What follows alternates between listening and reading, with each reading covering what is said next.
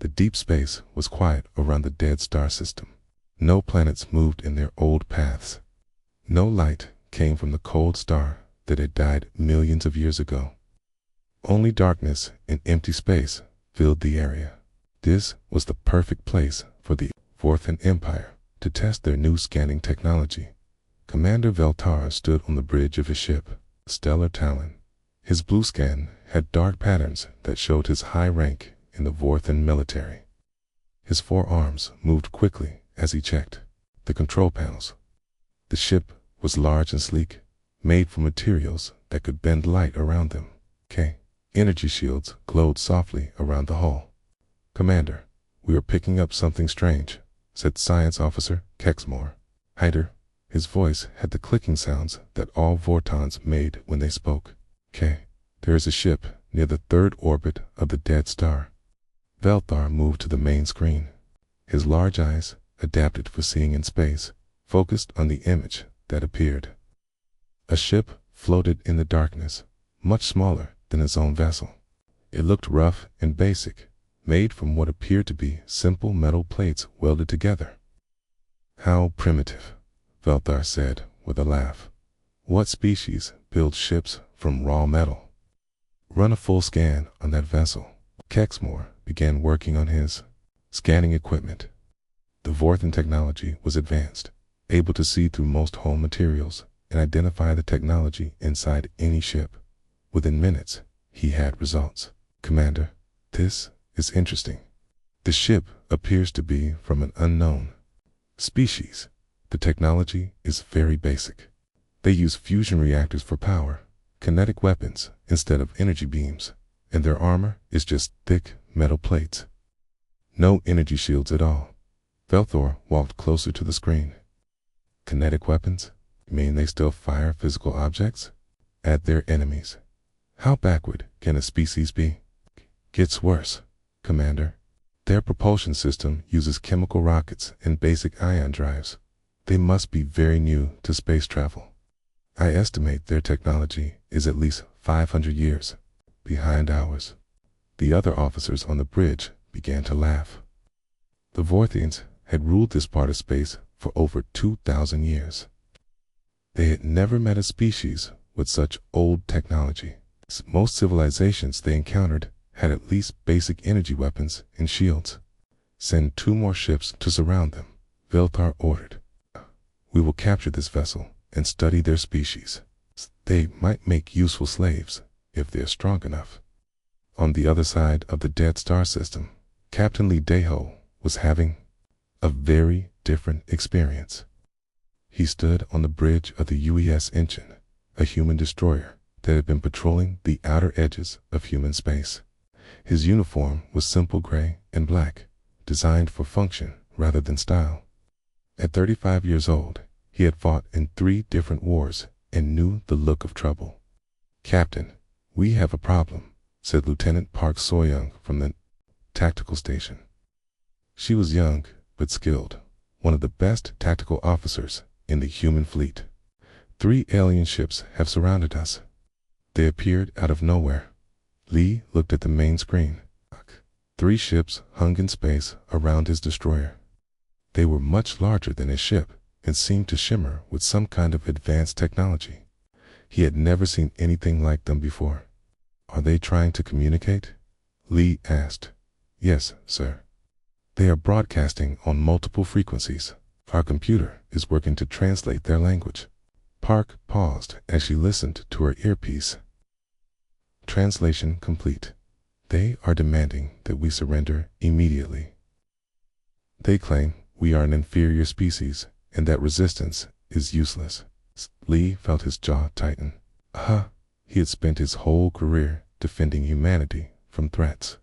The idea of surrendering to aliens who had never even met humans before made him angry. "Lieutenant Commander Kim Minho, what is the status of our weapons?" Lee called to his weapons officer. Kim looked up from his station. He was a calm man who treated weapon systems like art. "All systems are ready, Captain. Railguns are loaded with tungsten cores. Missile tubes are full. Point defense systems are online." "Engineering report," Lee said, Next, Chief Engineer Han Yu-jin spoke from the back of the bridge. She was small, but tough, known for keeping ships running even when they were falling apart. All systems running at 100% efficiency.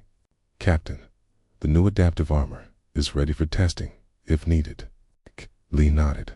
The Incheon was one of the newer human destroyers, equipped with technology that had been developed through centuries of human warfare. Every system had been tested in battle and improved countless times. Captain, the alien ships are positioning themselves for attack, Park reported. They seem to think we are not a threat. Okay. Their weapons are powered, but not aimed directly at US yet. Lee looked at the alien ships again. They were beautiful in a way, smooth and advanced looking, but he had learned not to judge threats by their appearance. The most dangerous enemies were often the ones who looked harmless. Open a channel to the alien commander, Lee ordered. Park worked at her controls. Channel open, sir. This is Captain Lee Daeho of the United Earth ship Incheon. You have entered this system and surrounded my vessel without permission. State your intentions. The reply came quickly. The alien voice was strange, with clicking sounds mixed with words. Primitive human, you are in the presence of the mighty Vorthan Empire. Your crude technology is no match for our advanced civilization. Surrender now, and you will be treated as valuable slaves.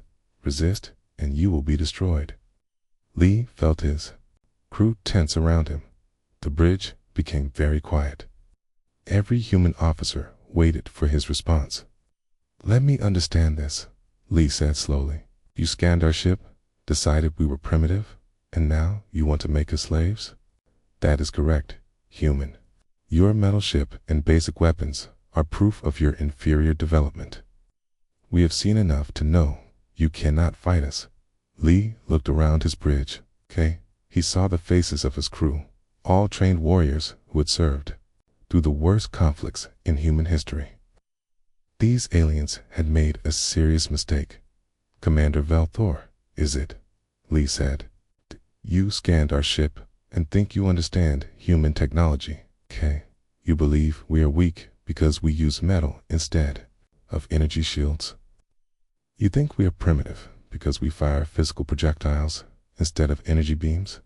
This is correct, human. Lee smiled, but it was not a friendly smile. It was the smile of a predator who had just realized his prey had walked into a trap. Commander Veldor, you have made the biggest mistake of your life. You scanned a human warship and learned nothing important. You are about to discover why humans have survived every war we have ever fought. The channel closed. On both ships, crews prepared for battle, but only one side truly understood what was about to happen. Commander Veltar closed the communication channel and turned to his officers. His four arms gestured dismissively as he spoke. Did you hear that primitive creature? He thinks his metal ship can fight our advanced technology. How amusing, science. Officer Kexmore looked up from his scanning station. Commander, I have completed the detailed analysis of their vessel. The results confirm our initial assessment. Their ship is incredibly basic by our standards. Tell me what you found, Velthar. Ordered. Kexmore pulled up the scan results on the main screen. A three-dimensional image of the human destroyer appeared, rotating slowly to show all angles. The hull is made of simple steel alloys with some titanium reinforcement. Very crude construction.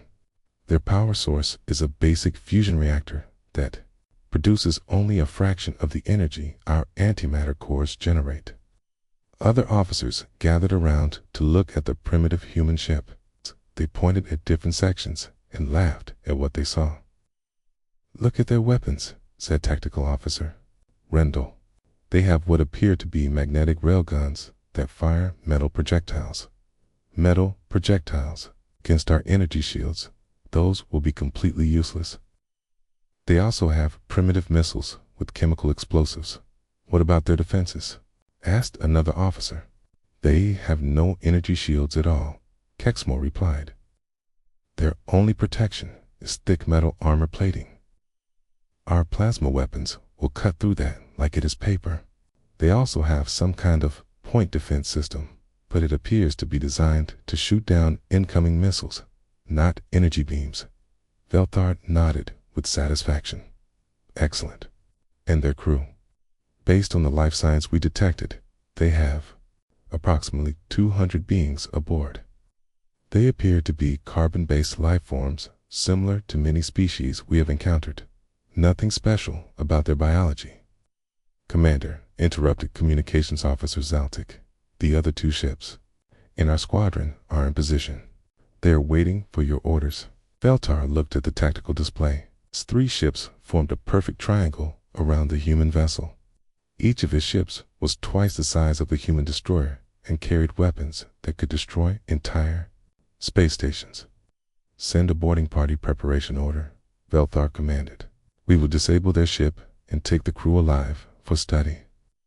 This species might have useful information about other primitive civilizations in this region. On the human destroyer, the situation looked very different. Captain Lee stood calmly in the center of his bridge while his officers worked at their stations. Unlike the laughing aliens, his crew moved with quiet efficiency. Captain the alien, ships have moved into attack formation, reported Lieutenant Park So-young. They are positioning themselves at equal distances around us. It's classic encirclement pattern. Any sign they are powering weapons? Lee asked. Yes, sir. Energy readings are increasing on all 3 ships. They appear to be charging some kind of plasma weapon system. Lieutenant Commander Kim Minho looked up from his weapons console. Captain, request permission to target the alien vessels. Not yet, Lee replied. Let them make the first move.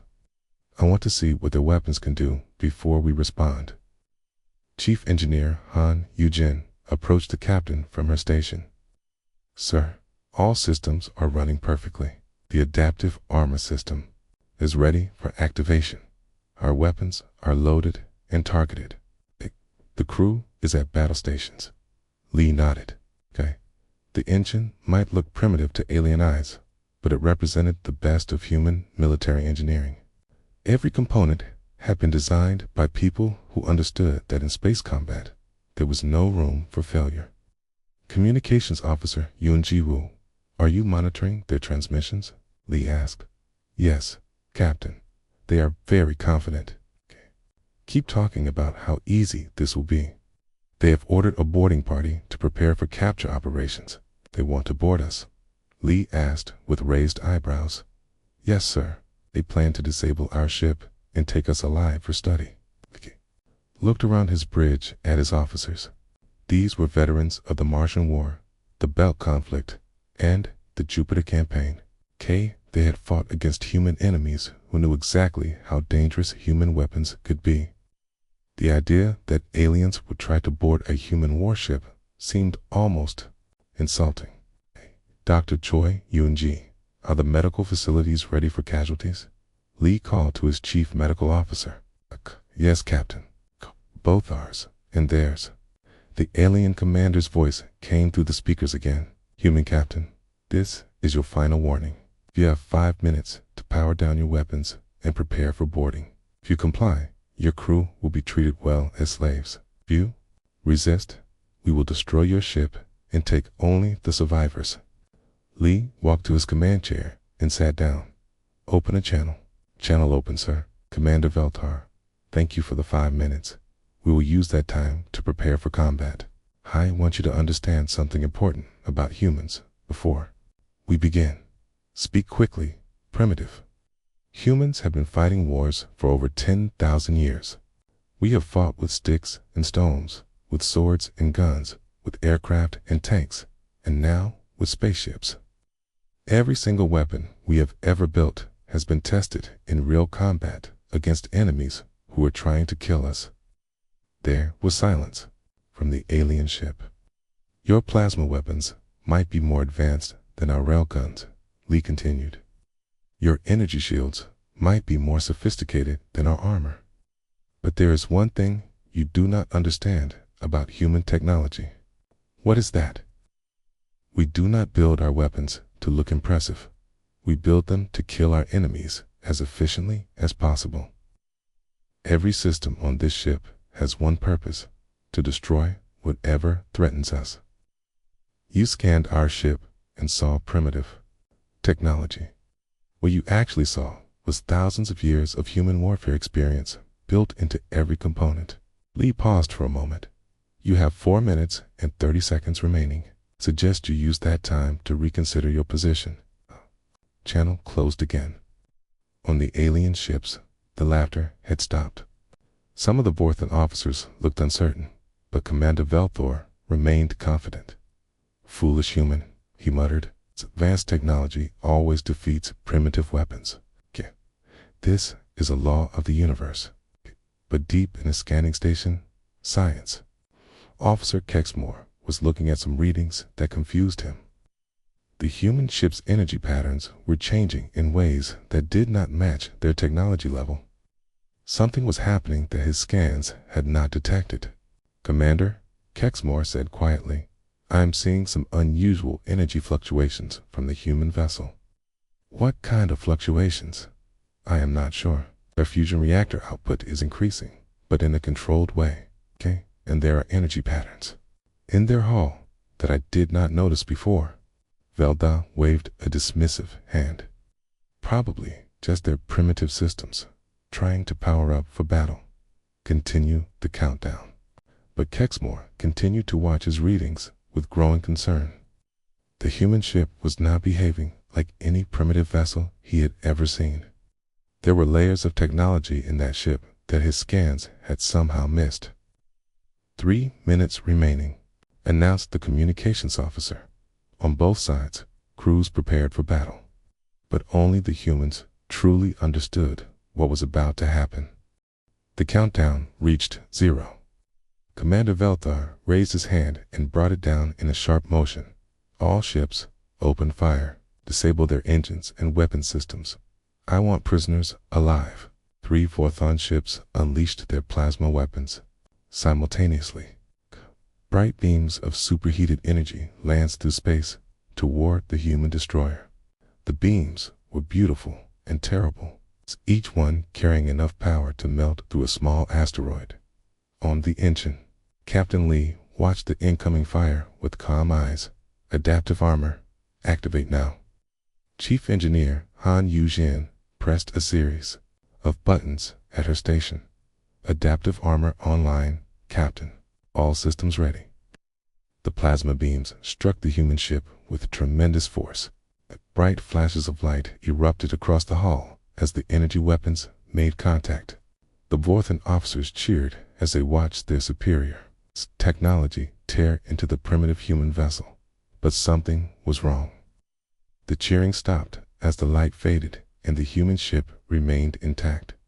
Not only intact, but completely undamaged. It's impossible, whispered Science Officer Kexmore. Our plasma weapons should have cut through their metal armor like butter. Commander Veldor stared at the screen in disbelief. Fire again. Full power this time. The second volley of plasma beams struck the human destroyer. This time, the Vorthans watched more carefully. They saw the energy beams hit the hull, but instead of melting through the metal, the beams seemed to spread across the surface and disappear. Commander, Kexmore said, with growing alarm, the human ship is doing something to our weapons. The energy is being absorbed and redirected somehow. That is impossible. No primitive species has technology that advanced. On the engine, Lieutenant Park Soyoung monitored the armor systems. Captain, the adaptive armor is working perfectly. It analyzed the alien plasma weapons on the first hit and adjusted our hull composition to absorb their energy frequency. Excellent, Lee replied.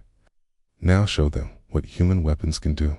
Kim Minho, fire rail guns. Target their largest ship first. Lieutenant Commander Kim Minho smiled as he activated the weapon systems. Rail guns armed and ready, Captain. Tungsten core rounds loaded. Firing now. The human destroyer's railguns fired with no visible beam or flash. Instead, 3 tungsten projectiles accelerated to incredible speeds, using magnetic fields. Each round was simple metal, but moving at such velocity that it carried more kinetic energy than most alien energy weapons. The tungsten rounds struck the lead Vorthan ship's energy shields. The aliens expected their shields to stop the primitive projectiles easily. Instead, they watched in horror as the metal rounds punched through their energy barriers like they were made of paper. The first round struck the alien ship's hull and kept going, tearing through multiple decks before exiting the other side. The second round hit the main weapons array, causing a series of explosions that rippled across the ship's surface.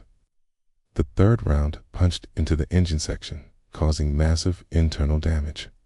"Shields down to 30%, shouted a Vorthian. "Officer, multiple hull breaches, engine power failing." Commander Veltor could not believe what he was seeing. How can primitive kinetic weapons penetrate our shields? Science Officer Kexmore was frantically analyzing the attack. "Commander, their weapons are specifically designed to counter energy-based defenses. The metal projectiles carry no energy, signature for our shields to detect and deflect. They are pure kinetic force, impossible. No species would continue using such primitive weapons if they had access to energy technology. Unless," Kexmore said slowly, "they discovered that kinetic weapons are more effective against energy shields than energy weapons are." The second Vorthan ship opened fire, trying to protect its damaged companion. More plasma beams struck the human destroyer, but the adaptive armor had already adjusted to their weapon frequency. The energy was absorbed harmlessly. Captain Lee stood calmly in the center of his bridge. "Target the second ship." "Fire missiles." This time, the engine launched a spread of missiles toward the second alien vessel. The Vorthines watched the incoming projectiles with confusion. "Primitive chemical explosives," said Tactical Officer Rendell. "Our point defense systems will destroy them easily." "Okay." The alien ship's automated defenses activated, firing energy beams at the incoming missiles. Several missiles exploded before reaching their target, but the humans had expected this. The remaining missiles suddenly changed course, using small thrusters to dodge the defensive fire. "They are maneuvering," Rendell reported with surprise. "These are not simple ballistic weapons." The missiles struck the second Vorthan ship, but instead of exploding immediately, they penetrated the hull and detonated inside the ship. The explosions were precisely timed to cause maximum damage to critical systems. "How did they know where to hit us?" demanded the ship's captain. On the engine, Lieutenant Park So-young was coordinating the attack. "Captain, our targeting computer analyzed their ship structure during the initial scans. The missiles were programmed to strike their most vulnerable points." "What about the third ship?" Lee asked. "They are trying to retreat, sir, but Communications Officer Yoon Ji-woo has activated our jamming systems. They cannot call for help." The third Vorthan ship was indeed trying to escape, but every attempt to send a distress signal was blocked by human electronic warfare systems. The ship's captain realized they were trapped with an enemy they had completely underestimated. Commander Veltor's ship was badly damaged, but still functional. He opened a communication channel to the human destroyer. "Human captain, we surrender.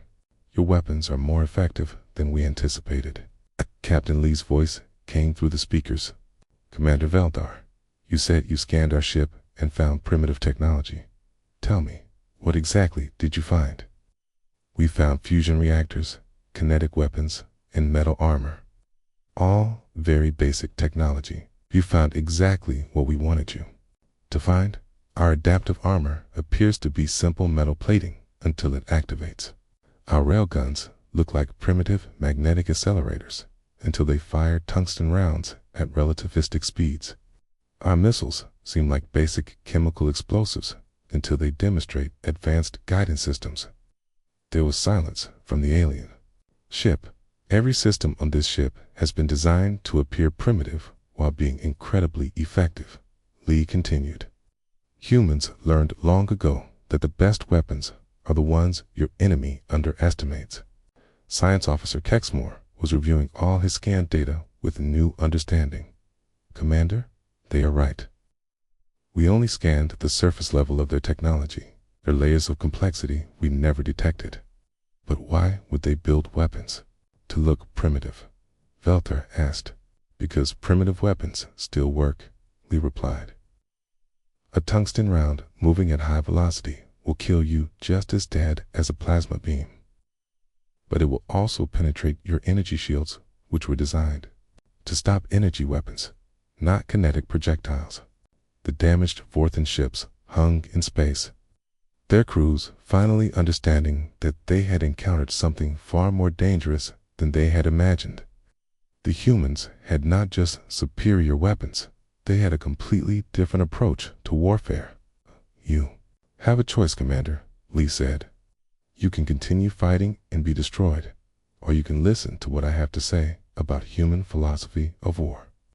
Commander Velthar looked at his damaged ship and his frightened crew. We will listen. Captain Lee looked at the damaged alien ships floating in space around his destroyer.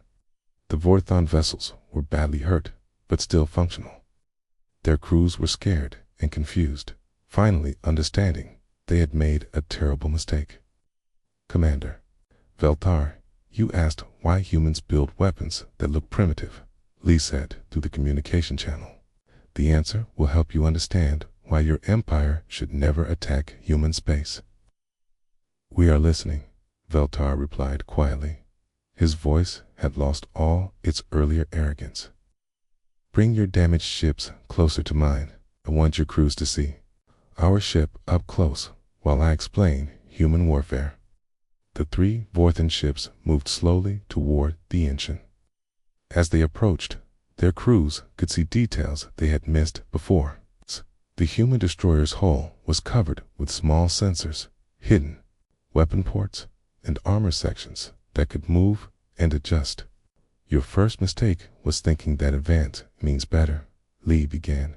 Your plasma weapons are very sophisticated. They require complex energy systems, precise focusing equipment, and advanced targeting computers.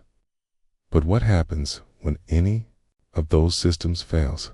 Science Officer Kexmore understood immediately. The weapon stops working completely. Exactly. Now look at our railguns. They are magnetic accelerators that fire metal projectiles. The targeting computer fails. A human gunner can aim manually. The magnetic system breaks. We can use explosive charges to fire the projectiles. If we run out of tungsten rounds, we can fire anything made of metal. Lieutenant Park So-young was monitoring the alien ships while Captain Lee spoke. She noticed that more Vorten crew members were gathering near their viewing ports to look at the human ship. Your second mistake was assuming that simple means weak, Lee continued. You saw our fusion reactors and thought they were primitive compared to your antimatter cores, but fusion reactors are reliable. They can run for years without maintenance. They cannot explode like antimatter containment systems can. Commander Velthar was beginning to understand. You chose fusion reactors because they are safer and more dependable. We chose every system on this ship for the same reason. Reliability over complexity. Effectiveness over impressiveness.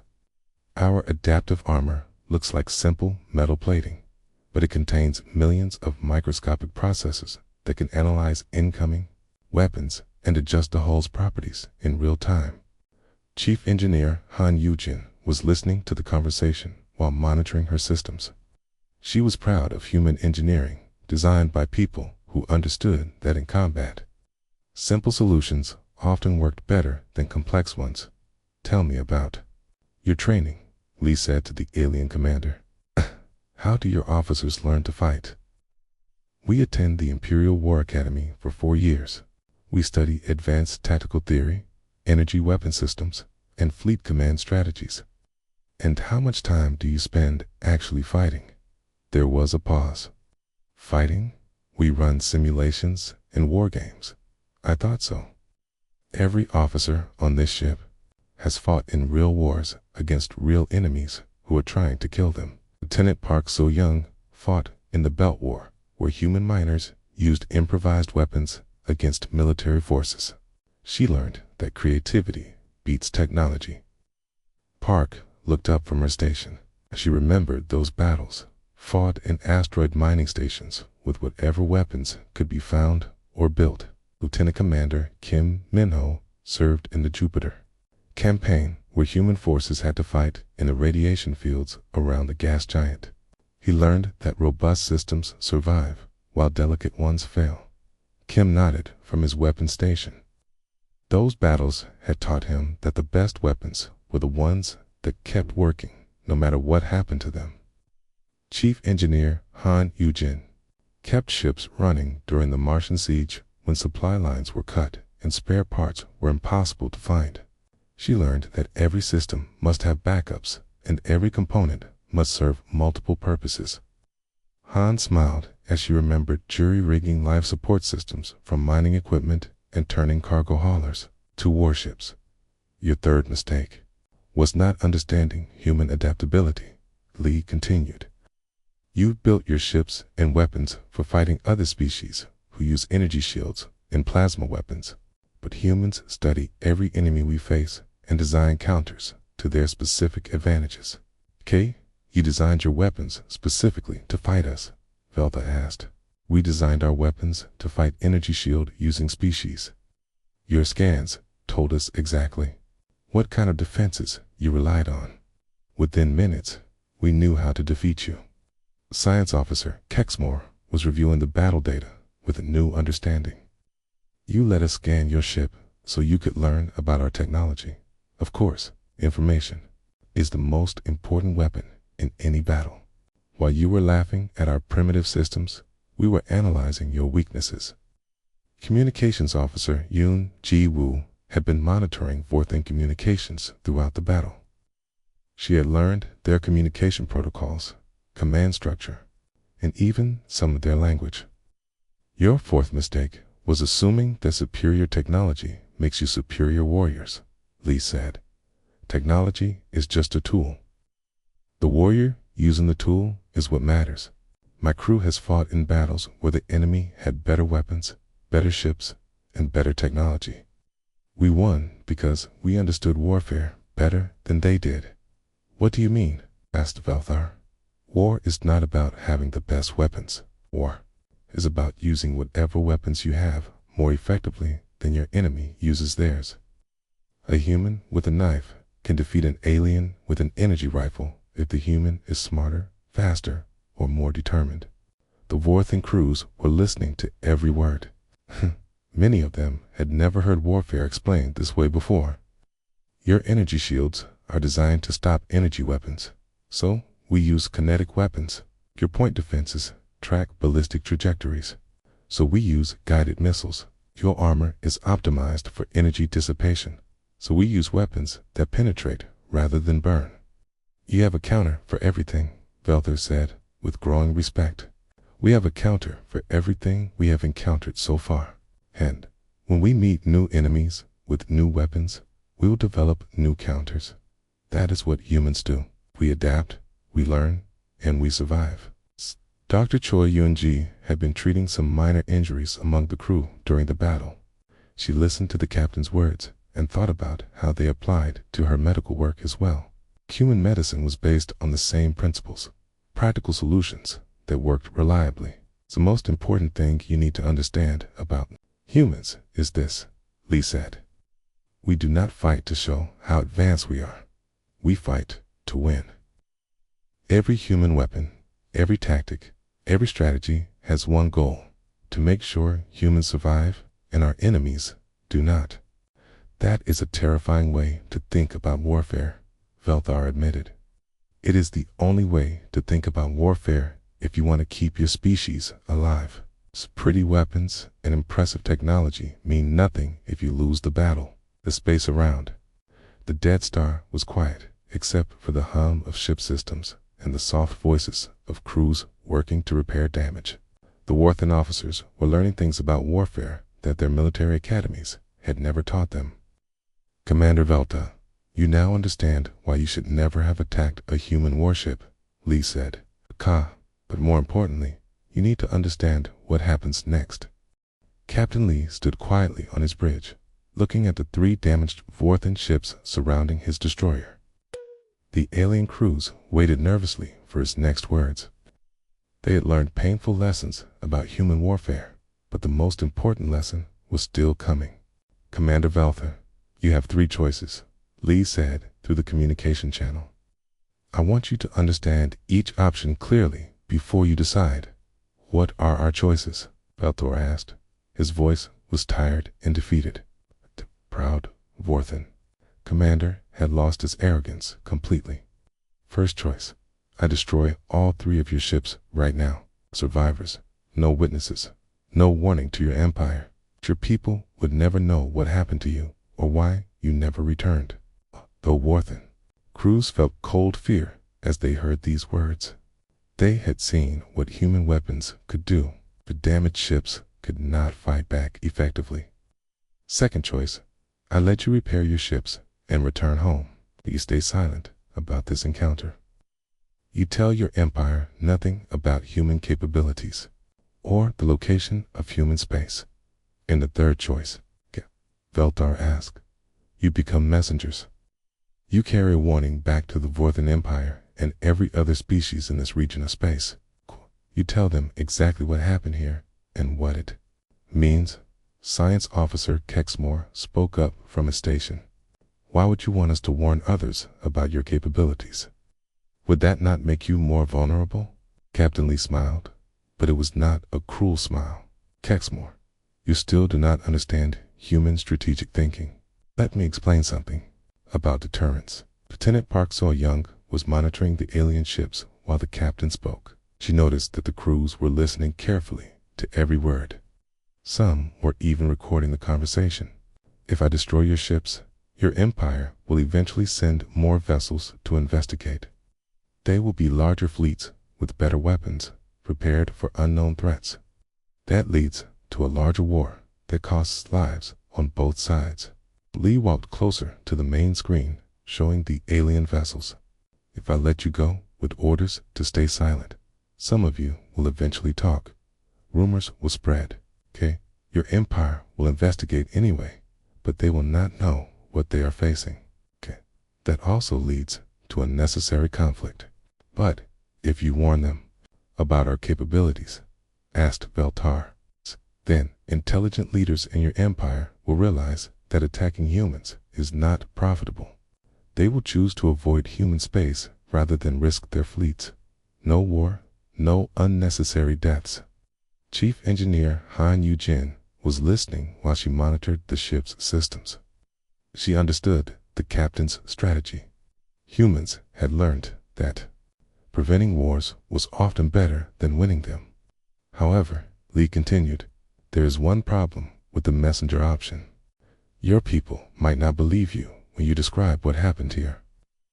Commander Veltair realized the truth of this statement. "They will think we are exaggerating or making excuses for our defeat." "Exactly," said. "So if you choose to be messengers, I will give you proof that cannot be disputed." "What kind of proof?" Lee nodded to Communications Officer Yun Ji-woo. "Download their complete database. Every file, every map, every piece of technical information they have." Yun worked at her station with practiced efficiency. "Download complete. Captain, we now have their star charts, fleet positions, technology specifications, and communication codes." The Vorthan officers were shocked. "How did you penetrate our security systems so quickly?" asked Kexmore. "We have been monitoring your communications and computer systems since the moment you arrived," Yun replied. "Your encryption is sophisticated, but not impossible to break. While you were laughing at our primitive technology, we were stealing all your secrets," Lee added. "We now know the location of every Vorthan military base, the specifications of every ship class in your fleet, and the defensive capabilities of your home world." Commander Veltar felt sick as he realized the implications. "You could use that information to attack us." "We could, but we will not, as long as your empire makes the smart choice about human space." Dr. Choi Yoon-ji approached the captain. "Sir, I have prepared medical supplies for the Vorthon wounded. Should we transfer them to their ships? Yes, Doctor. Commander. Velthar, Dr. Choi will transfer medical supplies to help your injured crew members. Consider it a gesture of human mercy. Why help us after defeating us? Velthar asked with confusion. Because humans do not enjoy killing. We are good at warfare because we must be, not because we want to be. When the fighting stops, we prefer to heal rather than cause more suffering. The transfer of medical supplies began. Orthon crew members watched in amazement as humans provided aid to enemies who had tried to enslave them just hours before. I will give you the proof your empire will need, Lee said. Lieutenant Commander Kim Minho, prepare a demonstration missile. Kim loaded a single missile into one of the launch tubes. Missile ready, Captain. Fire it at that asteroid cluster near the dead star. The missile launched from the human destroyer and flew toward a group of large asteroids floating in the distance. When it reached the target area, it exploded with tremendous force. The largest asteroid, nearly a kilometer across, was completely destroyed.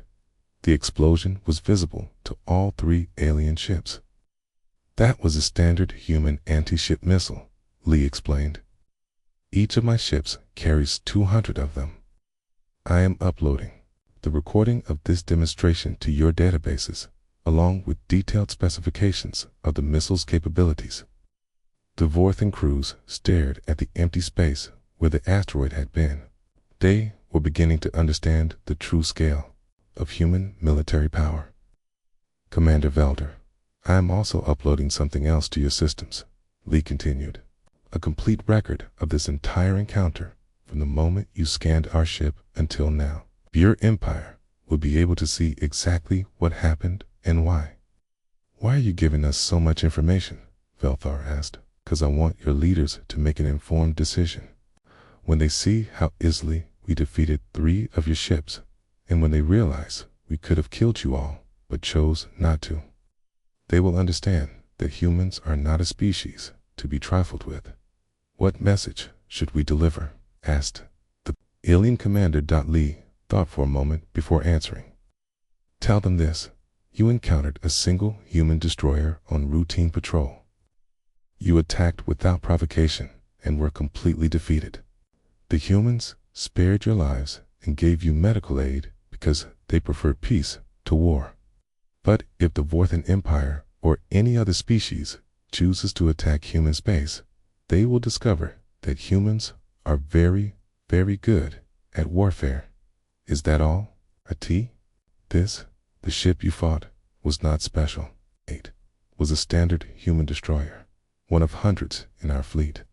Our real warships are much more dangerous. Commander Velthar felt a chill as he heard these words. You mean this was not even one of your powerful ships? The Engine is a good ship with a good crew, but it is not unusual by human standards. If your empire wants to see what our actual battlecruisers and dreadnoughts can do, they are welcome to attack human space and find out.